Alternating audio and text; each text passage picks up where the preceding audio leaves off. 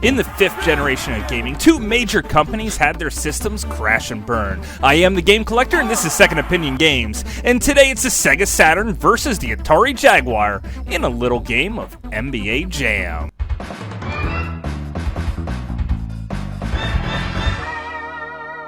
Second Opinion Games. In the 90s, NBA Jam was an absolute powerhouse in the arcades. Pretty much every single arcade I went to had at least one NBA Jam cabinet, and it was usually occupied by a couple of people because the game was so much fun. Matter of fact, I used to walk by and just stare at people play it because I really stink at sports video games. So, quite a few years later, when I got my Atari Jaguar, I really wanted to play some games of NBA Jam. I seem to have skipped it on the Super Nintendo and the Genesis, where the real fight was, so when I finally saw it on the Jaguar, I just had to pick it up and give it a try. And I was blown away. On the Super Nintendo, the graphics were pretty much the same, only there wasn't any sprite scaling. On the Jaguar, if your character's closer, the sprite scales a little bit bigger because of the extra power it has. Also, the Jaguar plays completely great, despite some people saying the controller isn't very comfortable. I'm sorry, it is really comfortable because I've been playing it for quite some time. At least it's comfortable for me with my bigger hands. The Sega Saturn controller is also pretty good. Usually I play with the weird-shaped Japanese one, but any controller actually works great for this game.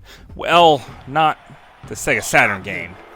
For other games, it works great. The Sega Saturn game works like a complete mess. Sometimes I'm not even sure if my buttons are actually working, and the graphics are just plain hard to look at. I play on a 13-inch TV, so these older, dated graphics usually look better on it. However, today, they just look awful.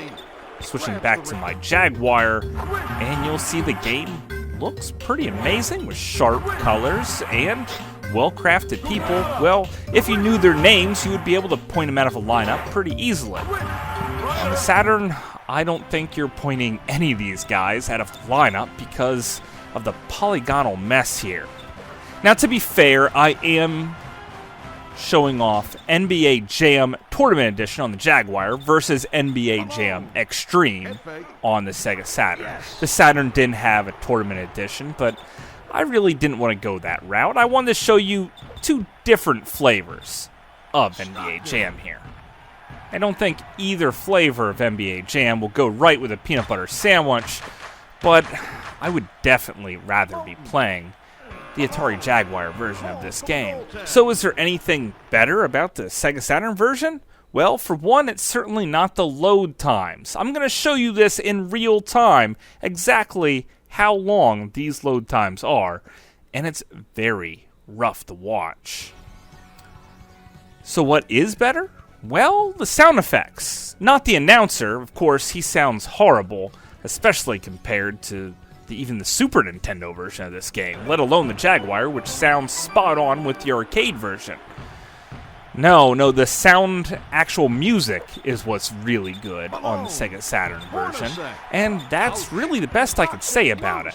Because the graphics are horrible, the gameplay is horrible on the Sega Saturn, and the colors just seem off along with the character models. Basically, I don't have a whole lot good to say here, which hurts me very much, because I love video games and I love only talking good things about them. The Jaguar, everything feels right. The turbo buttons are good, the power-ups are awesome, the dunks look great. On the Saturn, the dunks even look kind of bland, and the announcer sounds like Marv Albert, which it might be, I don't know. Also, there's far more cheats on the Atari Jaguar version. If you enter cheat mode, though, you can't actually play the original tournaments, though, so the game kind of locks you out from cheating your way through the main game. On the Sega Saturn version, who really even cares? I'm sorry, no one really cares. Matter of fact, let's just shove that one off to the side, because I can't even stand to look at it for the rest of this review, and instead we'll substitute footage from the Wii version, which actually looks freaking amazing, and plays really, really good. Matter of fact, it's the only version I rather play more than the Atari Jaguar version, which is kind of weird. Now, the Wii version was also released on the Xbox and the PS3, but I think it plays great on the Wii. The Atari Jaguar version, the Tournament Edition, was also released on the PlayStation and the Sega Saturn, but I think it does actually play best on the Jaguar. I'm not really going to show them head-to-head here.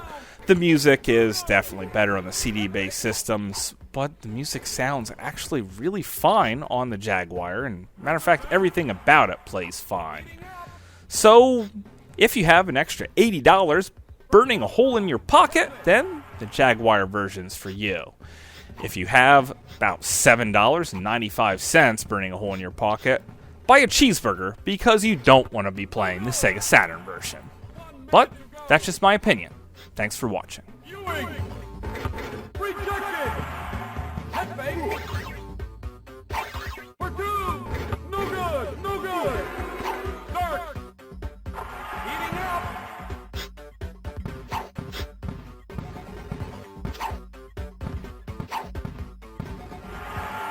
Happy move! Dark!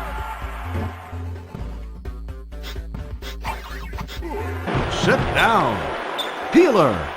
From the arc, Stockton. Stockton. From the arc, count it. 30 seconds. Ouch. Sensational.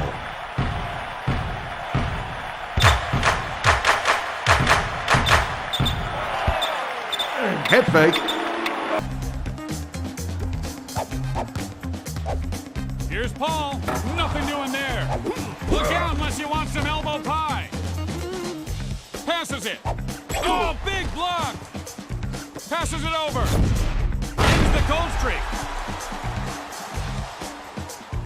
1 minute remains in the fourth quarter. Gorgeous finger roll.